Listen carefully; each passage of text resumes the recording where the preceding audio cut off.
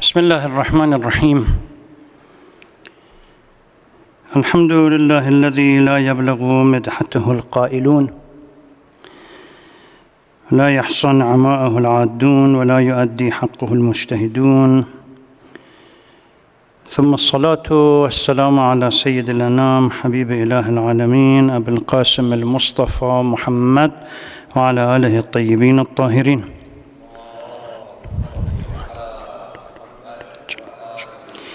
Praise be to Allah that no one truly gives justice to praising Him, and no one can measure His mercies, and no one can submit to Him the way He deserves to be submitted to. We offer our greeting and salutation to the Holy Prophet of Islam and his pure progenies. قال الله تبارك وتعالى في كتابه الكريم أعوذ بالله من الشيطان اللعين الرجيم بسم الله الرحمن الرحيم ولقد نصركم الله ببدر وأنتم أذلة فاتقوا الله لعلكم تشكرون. Allah certainly supported you at Badr when you were weak, so have taqwa and be God conscious so that you may be grateful. Sisters and brothers, Assalamu alaikum wa rahmatullahi wa barakatuh. On the 17th of Ramadan, second year of Hijrah, a battle took place close to Medina, or between Medina and Mecca, in a place called Badr, that was so decisive that changed the history of Islam. It was a singular event that the future of Muslims were tied to it. We can detect how critical this battle was by the prayer that the Holy Prophet, or the supplication that he was offering during the battle, in which he asked Allah subhanahu wa ta'ala, "O Lord, help us. If these small group of people are defeated, you will not be worshipped again." So this was a critical issue. It was an event that literally shaped and formed the history of Islam. Little bit of backdrop about the Battle of Badr, so that helps us, it will assist in getting the conclusion that we want to draw out of it. Badr, as I said, is a place between Mecca and Medina. As the immigrant Muslims from Mecca left after the migration of the Holy Prophet to Medina, the leaders of Quraysh decided that they would seize the properties of these muhajirun, or immigrant, and confiscate them. This led to huge economic crisis in Medina, particularly for the immigrant that had come. Sure, the Aqdul Ukhuwa, or the brotherhood relationship that the Holy Prophet started with Ansar, the supporters, somehow helped the situation to a degree, but it did not alleviate the pain that we have a huge number of people coming from Mecca and other places to Medina, literally not having anything. And if there was any hope that one day they may be able to go and get their properties in Mecca, the seizure and the confiscation of the properties put an end to that.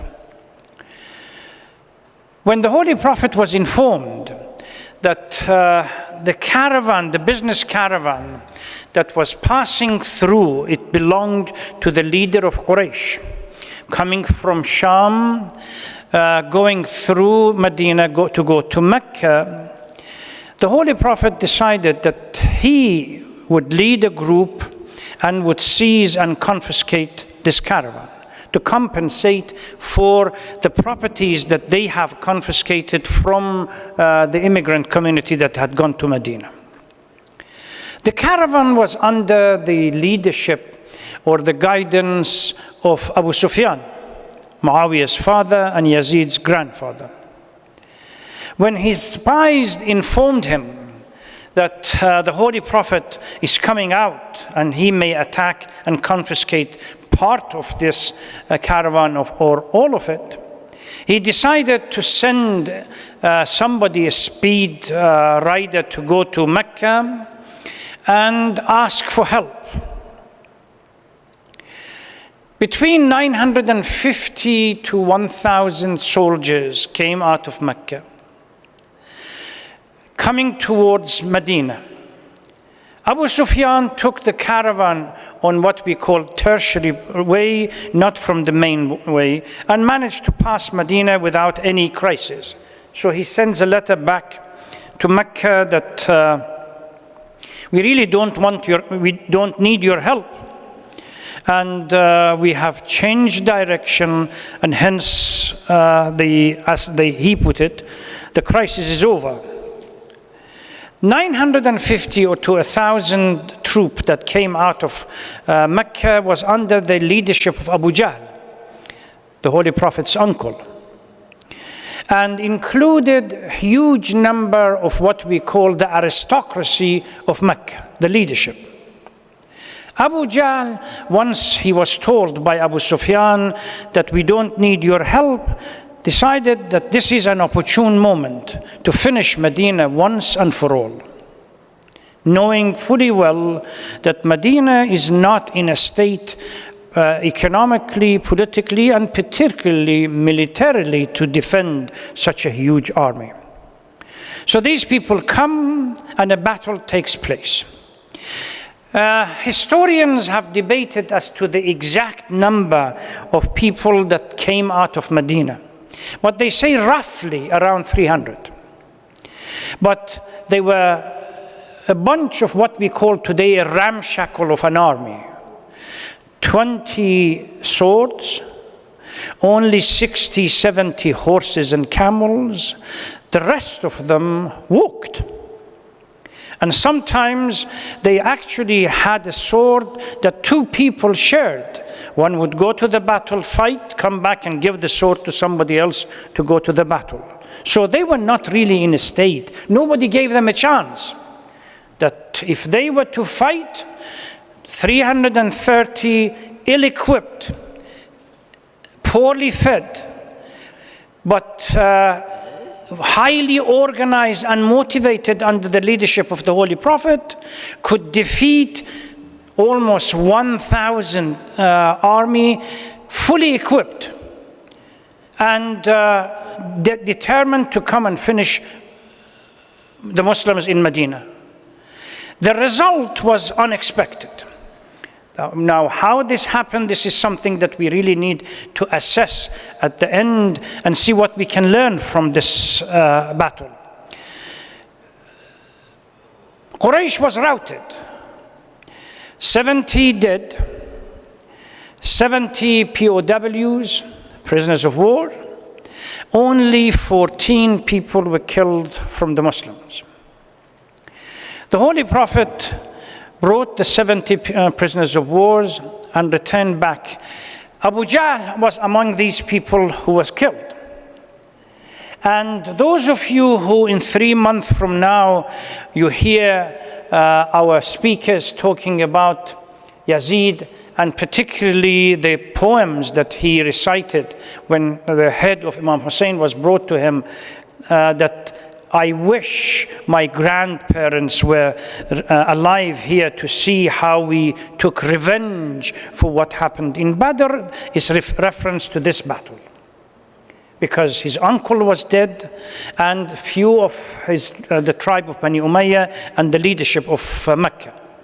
So The 70 prisoners of war, POWs, the Holy Prophet gives them a choice.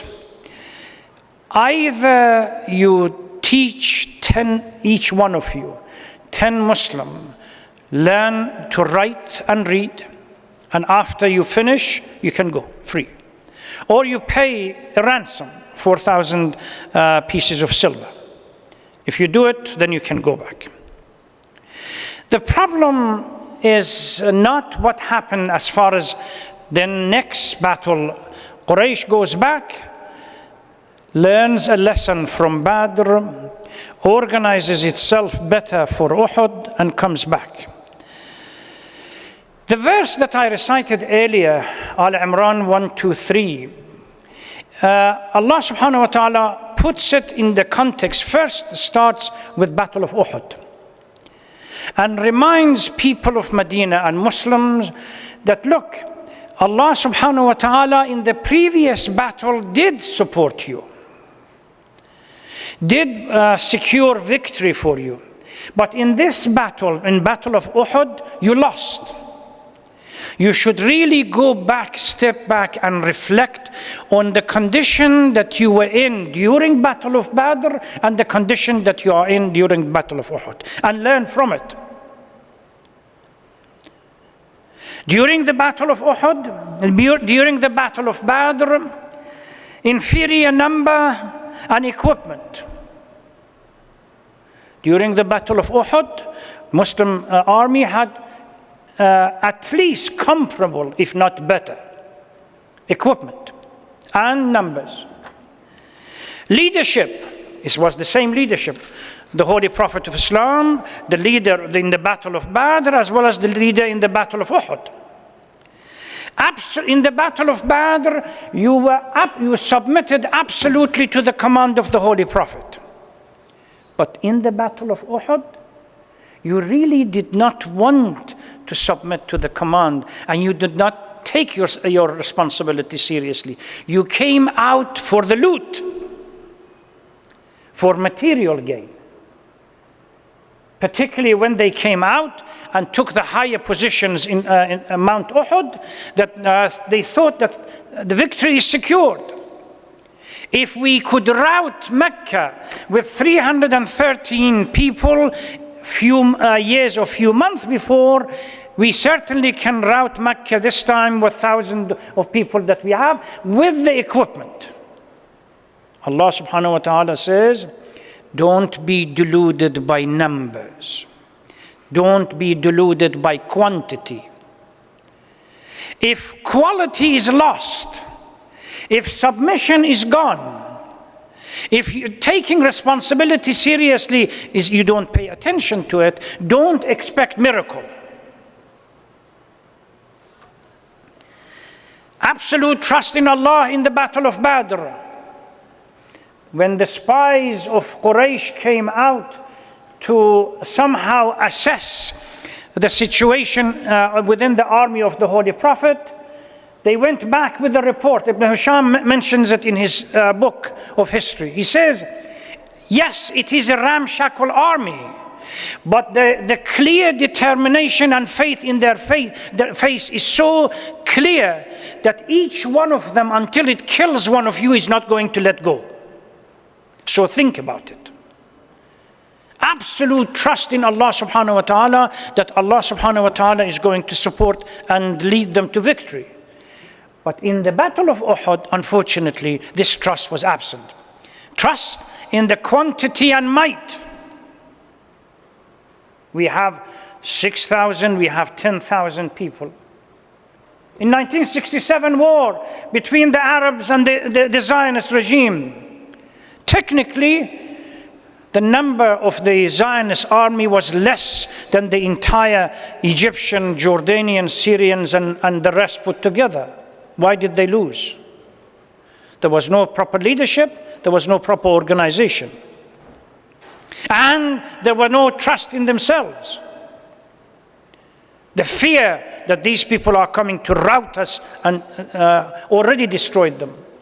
Sacrifice and selflessness during the Battle of Badr, while more materially orientated during the Battle of Uhud.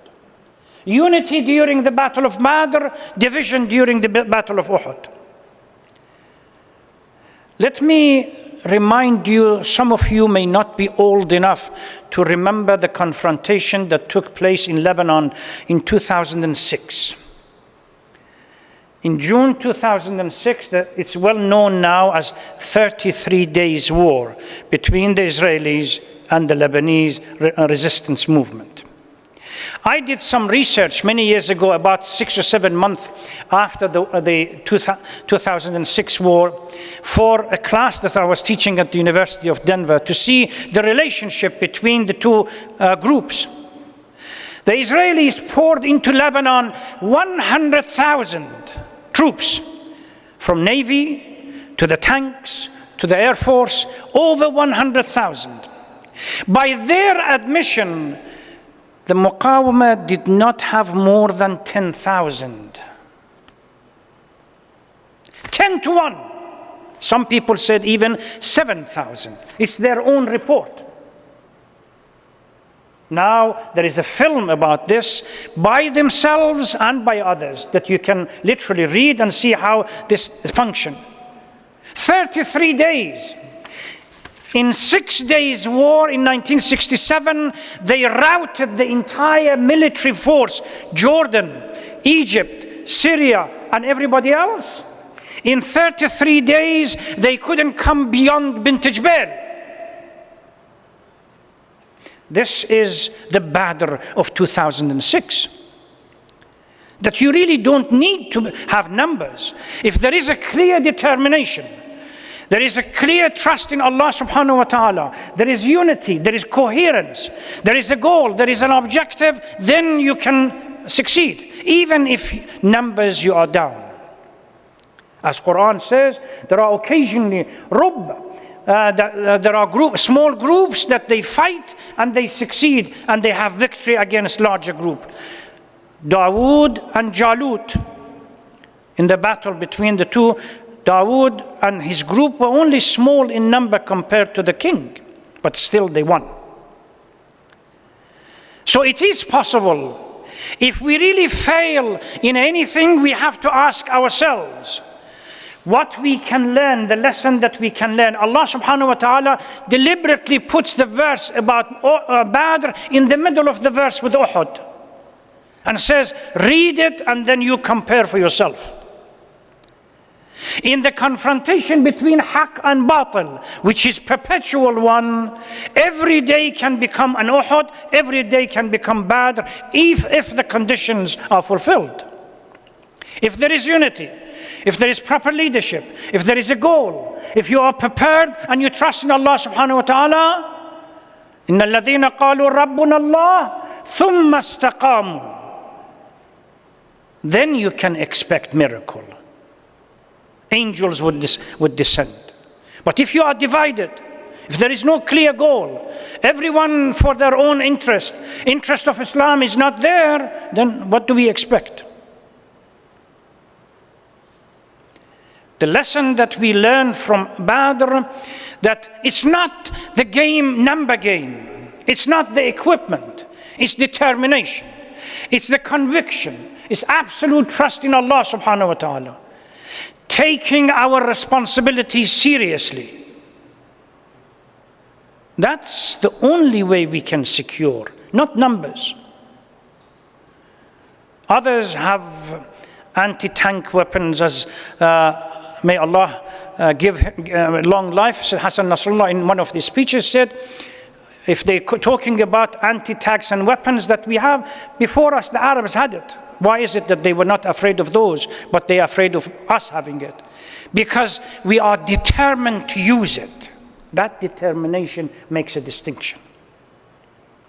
33 days, this is your Badr. Go and assess it and lead it. Up to today, every time the Israelis want to think about attack, somebody reminds them of the 33 days. Think about it twice. We really can change history. We don't need to be in such a desperate situation. But we need to learn a lesson from our past and apply it today and in the future. May Allah forgive our shortcomings, inshallah, and grant us the privilege of one day realizing that there is a goal and there is a responsibility that we really need to adhere to. وآخر دعوانا أن الحمد لله رب العالمين وصلى الله على محمد وآله الطيبين والسلام عليكم ورحمة الله وبركاته.